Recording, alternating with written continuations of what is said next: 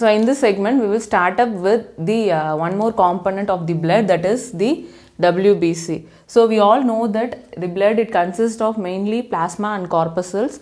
So under the corpuscles we have discussed about RBC in the last segment. Today we will start about the WBC. So the WBC cells are otherwise called as leukocytes. Okay, they are otherwise called as leukocytes. They do not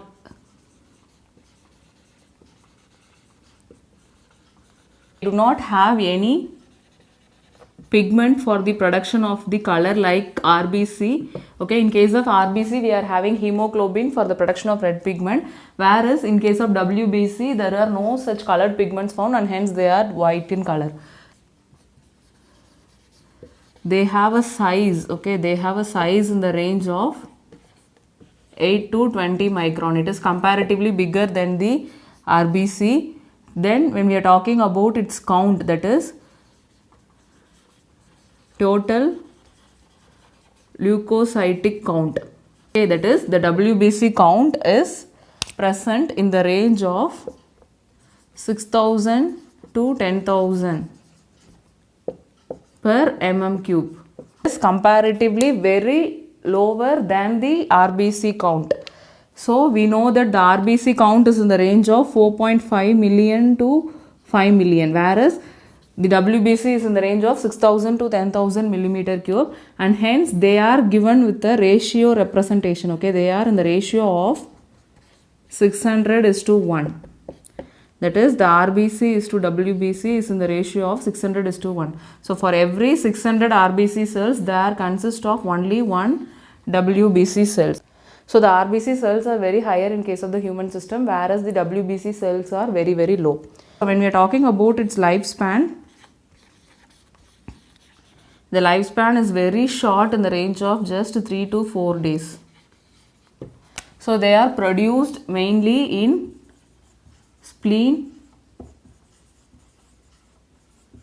bone marrow and the lymph nodes. So the process of production of RBC is called as leukopoiesis.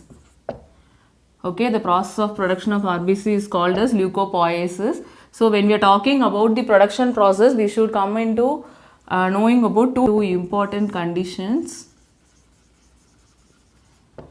that is increase and decrease in the WBC count. So we have discussed about how many number of WBC cells are initially found in the human system, that is they are in the range of 6,000 to 10,000. So when the WBC count is increasing, it is called as leukocytosis. The condition is termed as leukocytosis. So when there is decrease in RBC count, it is called as leukopenia.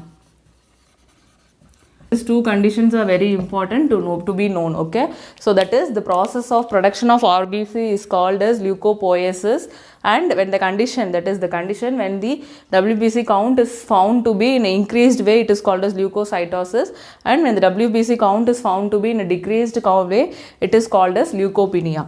So one more important thing to be known is the WBC cells, they are nucleated. And they have different types of nucleus found, like round and many other irregular shapes are found in the cells of the WBC, and hence they are they are named as polymorphic nuclear leukocytes. So the WBC cells, they possess nucleus within them. They may be round or they may take different shapes based on, okay, as they are having many different types of shapes of nucleus that is found within them, they are usually given a short form as PMNL, that is polymorphic. Okay, poly means many, morphic means different appearance. Okay, that is where they are showing the different appearance in the nucleus. Okay, that is why they are called as polymorphic nuclear leukocytes. Am I making it clear? So this is all about the basic concepts of WBC that you have to know. In the next half, I will be discussing about the types of WBC that has been classified based on the cytoplasmic content that is found. So the WBC cells, they are classified, okay, they are classified based on the cytoplasmic content. They are classified into two categories mainly.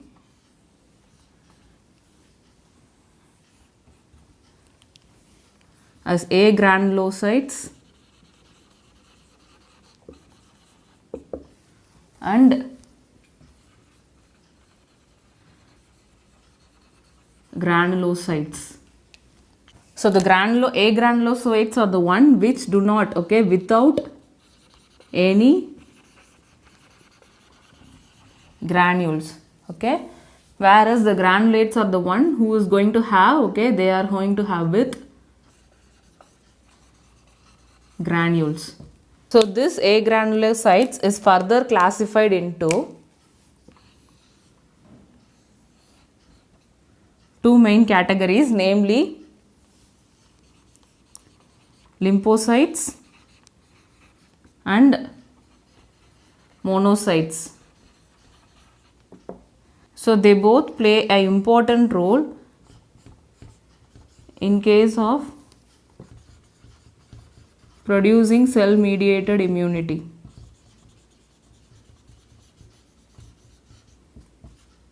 Okay, the lymphocytes and monocytes, okay. The lymphocytes, they are further classified as T lymphocytes and B lymphocytes.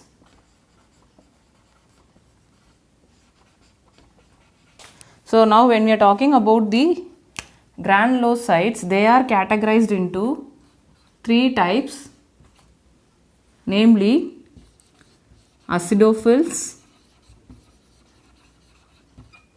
basophils and neutrophils.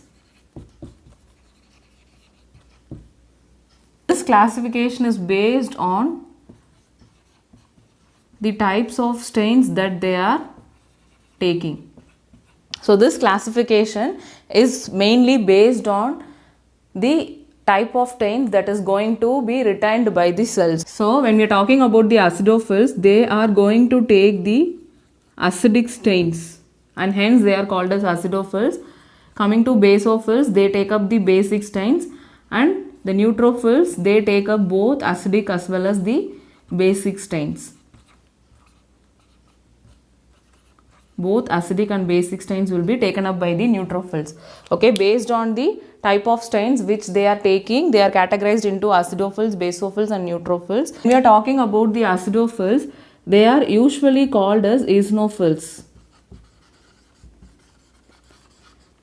So these are the major classification of the WBC cells. Okay, they are categorized into lymphocytes, monocytes, acidophils, basophils and neutrophils. Okay, these are the major 5 classification of the WBC cells based on the cytoplasmic contents, whether they have a granule or whether they do not have a granule. Based on it, they have categorized into 5 types. Okay, so this is all about the WBC cells. So WBC cells are the one who is going to play a main role in case of immune system, and when we are comparing it with the RBC cells, the WBC cells are comparatively very low. That is, they are in the ratio of 600:1. Okay, for every 600 RBC cells, we have only 1 WBC cells left out in the body. Okay, and the WBC cells have a very short lifespan. That is, only they have a 3 to 4 days of survival lifespan. Okay, and when we are talking about its categories, they are categorized into 5 different classifications. We will discuss about the categories in detail in the upcoming segment. Thank you.